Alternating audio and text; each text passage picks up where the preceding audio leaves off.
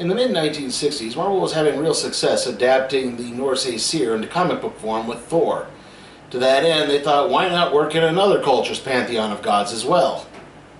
Hercules would debut as a villain in the 10th issue of the Avengers, though this would later be retconned to be an imposter. After that, Hercules would become a foil to Thor, as Odin went to the demigod's father Zeus to use Hercules to break up the romantic coupling of Thor and Jane Foster. Also, yes, I am aware that Hercules is the Roman name, while the rest of the Olympians keep getting referred to by their Greek names. Don't blame me, just blame the fact that pop culture overall just keeps doing this. Hercules would continue to bounce around the Marvel Universe, even going as far as trying to break into show business to become a movie star, presumably so that Hollywood would not have to dub over Arnold Schwarzenegger's accent. Who gave him permission to pretend to be Hercules? In the 1970s, Hercules would become the lead face of the super team, the Champions, featuring a bizarre hodgepodge of a lineup with Herc being joined by X-Men members Angel and Iceman, as well as Black Widow and Ghost Rider. The 1980s saw things perk up for Hercules, as he would become a full-time member of the Avengers. You may recall that Hercules popped up during the classic Avengers storyline Under Siege, which I reviewed way back when. In the story, he made constant sexual remarks about team leader Janet Van Dyne, aka the Wasp. He got completely shit-faced, he stupidly charged headfirst in battle, and was beaten into a coma for good measure.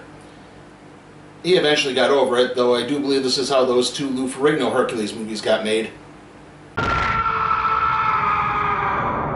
However, Hercules would receive an unusual boost in the form of a storyline from longtime Iron Man writer Bob Layton. The first two parts of the storyline were covered in two separate 4-issue miniseries, both titled Hercules, Prince of Power, that were set in the 24th century. It's at this point that Zeus got fed up with all of his son's shenanigans and cast him out to teach him humility. Boy, that sounds vaguely familiar.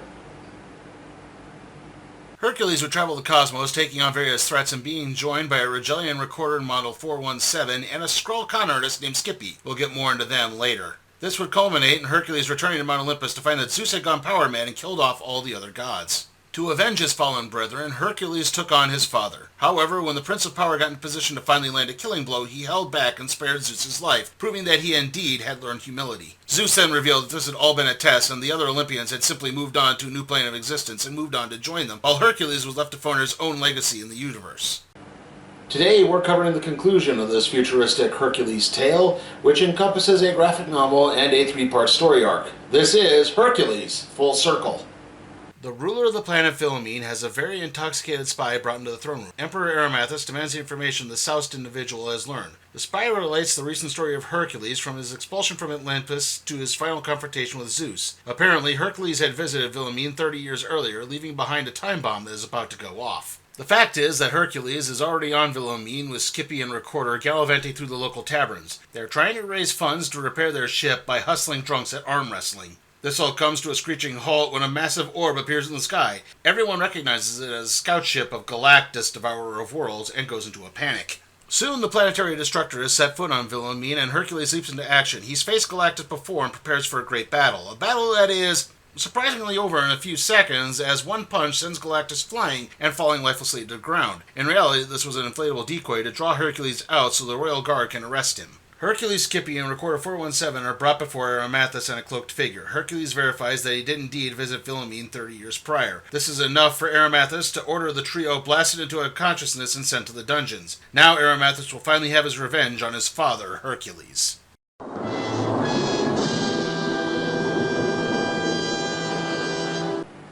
Sorry, internet law required me to do that. The trio are placed on stasis tables in a dungeon which effectively paralyze them so they are left alone. It's there that they meet a fellow prisoner named Alex Fortnite who explains the situation.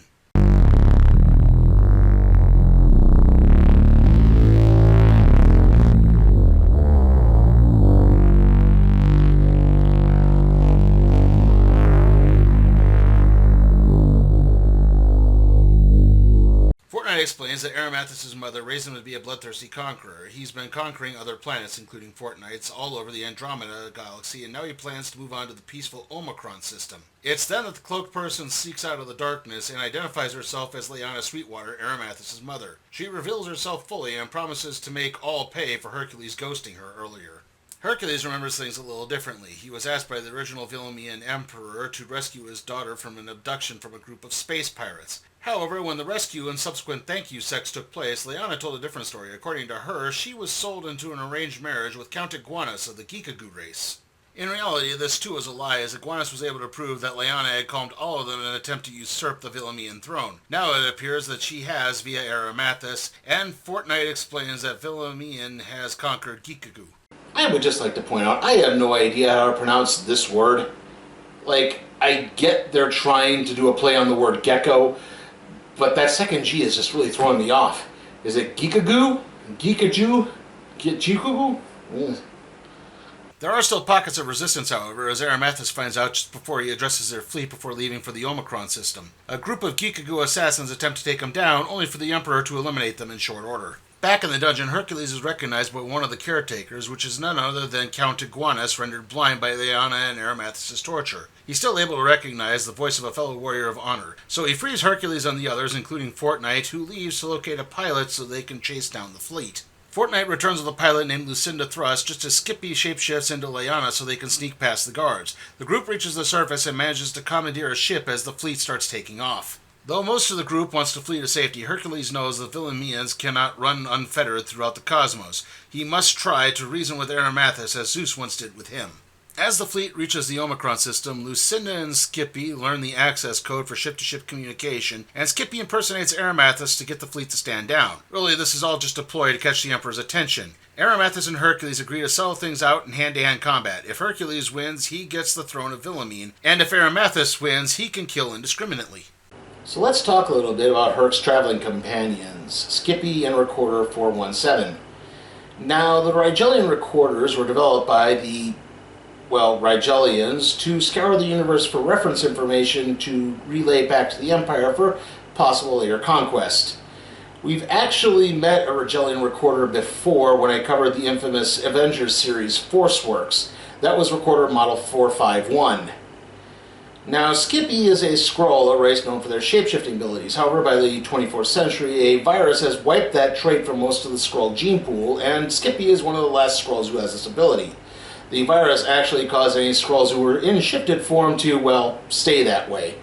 The fleet manages to settle on an uninhabited planetoid to watch the confrontation and make sure they properly sold the pay-per-view rights. Iguanus gives Hercules a last-minute pep talk by pointing out that Aramathus must see through his hatred and arrogance instilled by his mother and be turned to the good side. To that end, Hercules wraps a blindfold around his eyes to mock the symbolic blindness of Aramathus. This allows Hercules an early upper hand as the sun's incessant whining acts as a homing beacon. Aramathus fights back and tries to overpower Hercules by burying him under a pile of boulders. It's not very effective, but it does allow momentum to switch back to the Emperor. As this plays out, more and more of Aramathus' fleet begin cheering for Hercules as the demigod refuses to yield. Eventually, the two begin talking about Leanna. Aramathus believes that Hercules abdicated his responsibilities as a father and abandoned Leanna to the Geekagoo. But Hercules comes back with a massive blow that KOs Aramathus. Of course, Hercules renounces the throne and works on reviving Aramathus. He educates his sons on the myopia of arrogance, telling him that there is much to learn about both leadership and responsibility, things he could never truly learn from his power-hungry mother. This time, Aramathus is willing to listen, and the fleet heads back to Vilamine, where the Emperor sentences Leanna to remain in her quarters for the rest of her days. Our story isn't done yet, as now we move on to a three-part story from the anthology series Marvel Comics Presents, which follows the adventures of Hercules, Aramathus, and several others. It's a year later, and things are going well for Hercules and Aramathus as they take down a group of space pirates. The action is so intense that Herc almost takes out Skippy, who is working undercover. Also, Recorder is wearing a dress for some reason. Back in the palace, Leanna stews in her prison quarters. The exiled Emperor and Mother actually does get a regular visitor, Skippy. The two actually have a regular poker game. Leanna manages to bankrupt Skippy this time, but is willing to forgive the payment in exchange for him shifting into Aramathus so she can remember how her son looks like. This is, of course, all part of a new evil plan from Leanna as she stabs Skippy with a syringe containing a modified form of the Skrull shapeshifting virus. Not only is he now stuck in Aramathus' form, but he's under Leanna's hypnotic control. The two exit her quarters and head into the sub-basement where recruits are waiting to bring Leanna Sweetwater back to power. She makes one thing clear to the hired guns: kill Hercules, but Aramathus is to be unharmed.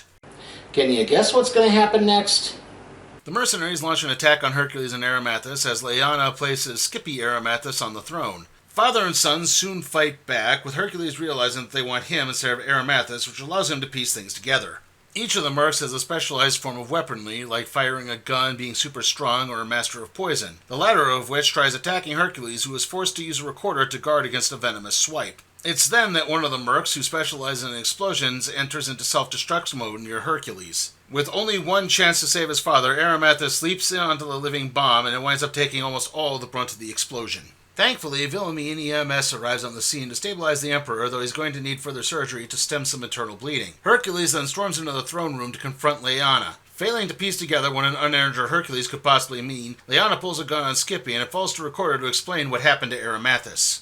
Hercules then quite literally drags Leanna by the throat to the hospital, and the sight of the only being she cared for in the universe more than herself snaps her out of her rage. Arimathus shows his scarred face to his mother and asks if it was all worth it. Leanna finally realizes the consequences of her lust for power and asks for forgiveness while accepting full punishment. Leanna is confined to her quarters once more, with the knowledge that there's not going to be a next time, and she will never see Arimathus again. The good news is that Arimathus is expected to pull through and receive corrective surgery to at least begin looking normal. Also, Skippy has returned to normal.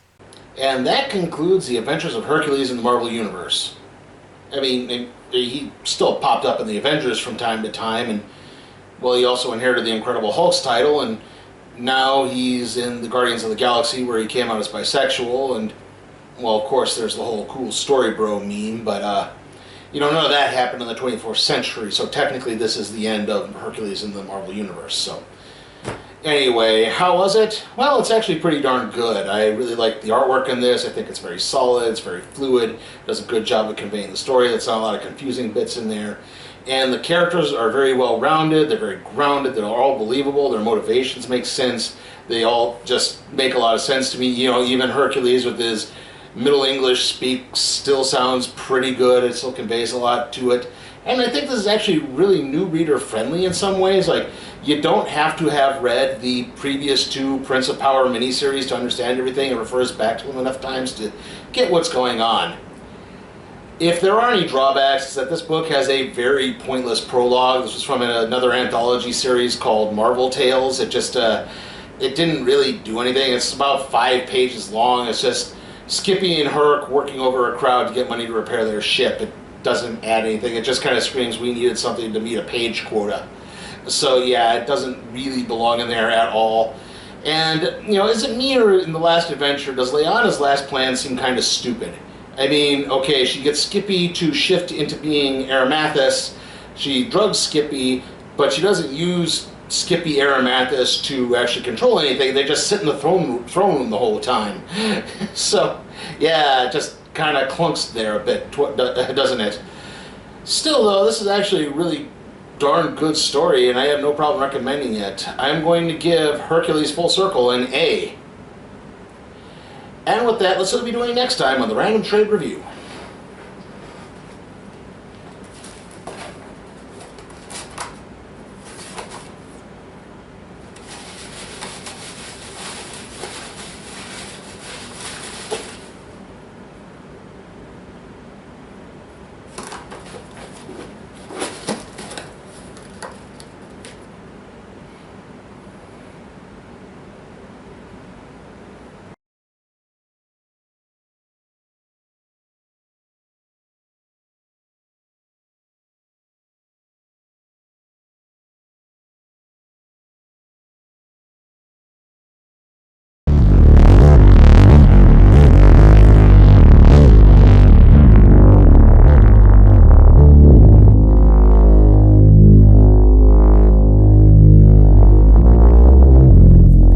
Remember, you can help support my channel at patreon.com/sleepytimeforcatproductions.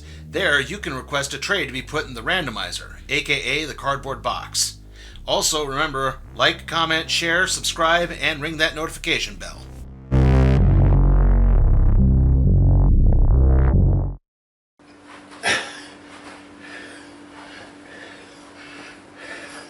I still don't know if I'm doing this right.